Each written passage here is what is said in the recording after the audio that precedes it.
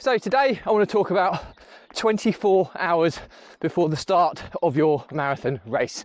So if you're a marathon runner and you're entered into a marathon for the first time, or maybe you've done several marathons, this is going to be relevant for you. So keep on watching, keep on listening.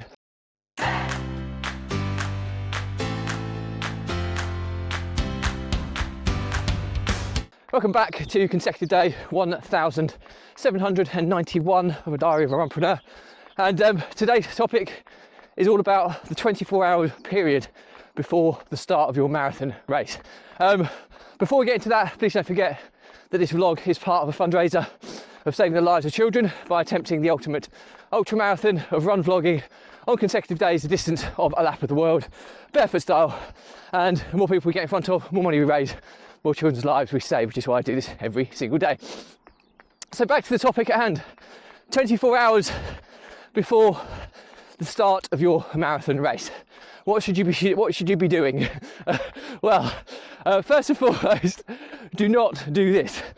As you've probably gathered, my vlog is a diary. It's normally linked to what's going on in my world, and I am exactly 24 hours away from the start of Manchester Marathon. And obviously I'm on a running streak, so I'm out running, but I have to confess I am only doing 5 kilometers today as opposed to my usual 7 to 7.5 kilometers, and I'm running them at about 6-minute kilometer pace, which is a lot slower than I normally run. So it is being taken very easily, just as a bit of a leg loosener. But if you're running a marathon and you kind of follow the traditional plans, then you'd probably be part of a 2-week tapering period, or certainly the week before would definitely be tapering, where you do very, very little exercise at all on your legs, possibly nothing, depending on what plan you follow. So rule number 1 is don't run the day before your marathon. Secondly, you should already be partway through maybe a 48-hour, possibly a kind of 72-hour carb loading plan. So you'll be wanting to increase the carbohydrate stores in your body prior to race day, so you've got as much energy to fall back on as possible when you're pushing your body to the absolute limit.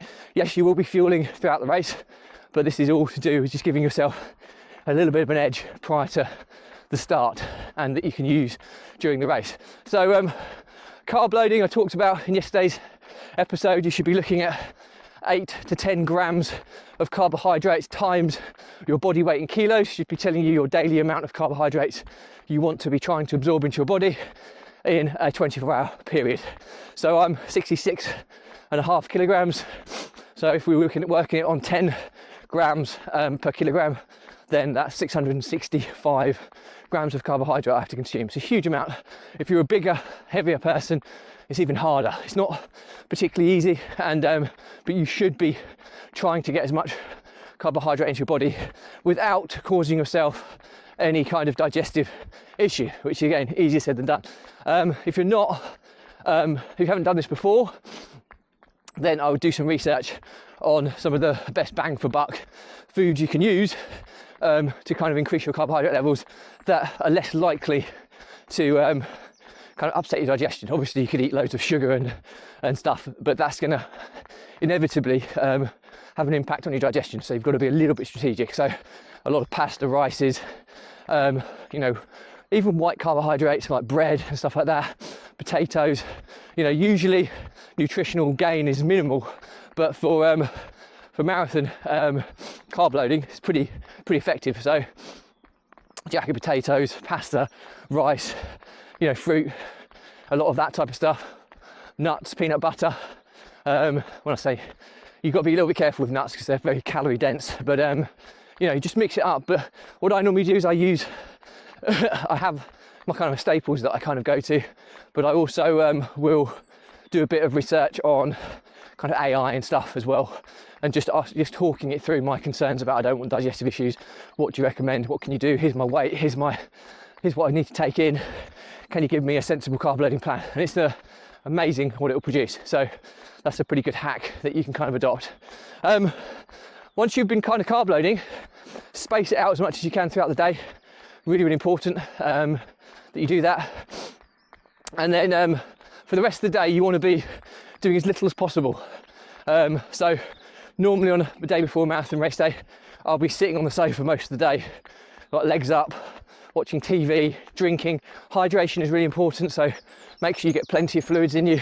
I would start taking electrolyte tablets as well, which keeps your level of electrolytes up, salts in your muscles, stops you cramping up as much as you possibly can when you're running. So I'd certainly be trying to consume carbohydrate as well from fluids. So energy drinks are quite a good way of getting carbs in the day before, and electrolyte drinks. So just to keep your hydration levels you basically want to be kind of increasing your stores for everything, because marathons, especially if you push yourself, or even if you don't push yourself, they push you to the limit. There's no doubt about that.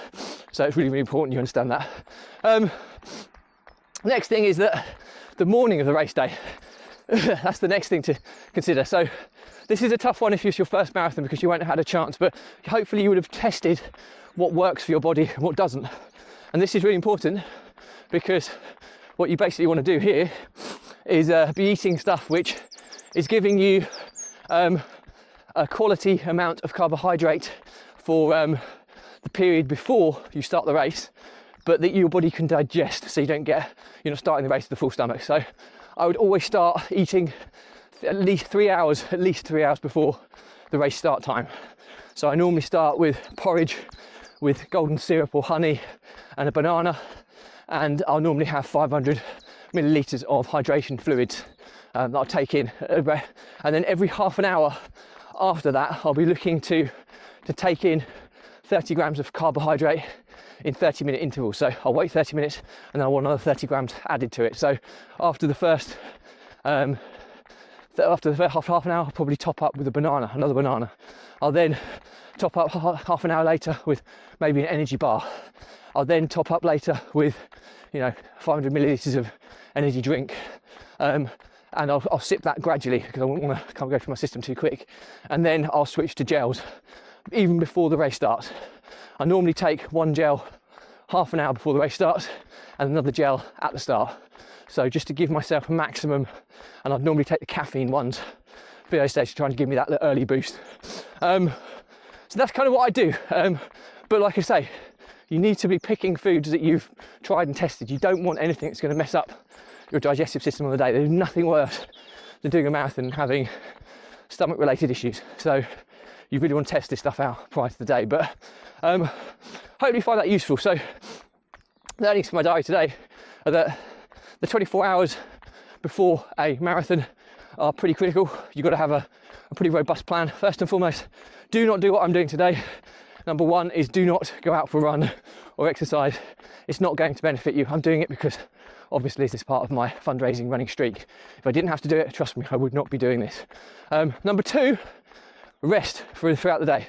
You want to be basically sitting down or lying down or doing very little for the day before the marathon. You want to get as maximum amount of recovery as you possibly can. Get your legs elevated if you can. Just anything you can to kind of keep loose and free and rested to give your legs maximum chance of being as fresh as they can be before the race day. Number three, you should be carb loading the 24 hours before, probably 48, possibly even 72 hours before the marathon. You should be carb loading. So try and pick foods that aren't going to kind of have issues with your digestive system. If you're struggling, use AI to help you, like ChatGPT, and ask it to put together a carb loading plan of foods that are less likely to cause digestive issues. And as a general rule of thumb, 8 to 10 grams of carbohydrate for times the number of kilograms that you weigh is how much carbohydrate you need to take in the 24-hour window. So, it's a huge amount you have to do here, because if you look at it from this perspective, I'm 66.5 kilograms, and if I need 10 grams of carbohydrate by my body weight, that's 665 grams of carbohydrate, which is a huge amount. And if you're heavier and bigger, then that's going to be even higher. So you need to space it out as much as you can and get as much support from AI. If you don't hit the exact metrics, it doesn't matter. You're going to have consumed far more than you normally consume, and hopefully that will push your carbohydrate stores into a level that's going to help you on the race day. Number four, hydration. Plenty of fluids. Drink your carbohydrates as well if you can. Energy drinks and things, but not too many in case they cause digestive issues, but maybe a couple throughout the day, maybe 2 or 3 throughout the day. 2 would be probably optimal. 3 is pushing if your body can take it, because you'll get plenty of carbs in just from your just from drinks then, which is key. I think a Lucozade Sport has about 30 grams of carbohydrate within it, so 3 bottles of that, you're 100 down just from your fluids, which is always a help. So that's something to consider. And other than that, electrolyte fluids, hydration drinks to keep you hydrated as much as you possibly can for the 24 hours prior to race start day. And then finally, morning of the race.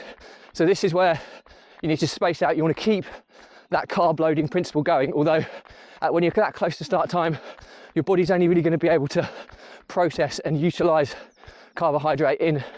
The absorption rate is generally 15 grams every 15 minutes. I normally work to 30 grams every 30 minutes, and I'll try and get 30 grams of carbohydrate into my body every 30 minutes, and then topping that up through to the start of the marathon. So as an example, you generally go with a solid breakfast, and then the solidity of what you're consuming will move on the continuum toward liquidity prior to race start day. So what I mean by that is I'll start with porridge, banana, honey kind of breakfast, and then I'll go to a banana, then I'll go to an energy bar, then I'll go to an energy gel, then I'll go to an energy drink. So I'm still getting the carbohydrates in, but in kind of more liquidity kind of form, so it's not causing me digestive issues. I'm not going to start with a full stomach, so that's really important. But yeah, and the final rule is you should never be doing anything you haven't already tested. Even if it's your first ever marathon, you should have done long runs or training runs where you're able to test what you're using or what you've eaten before, so that nothing catches you out.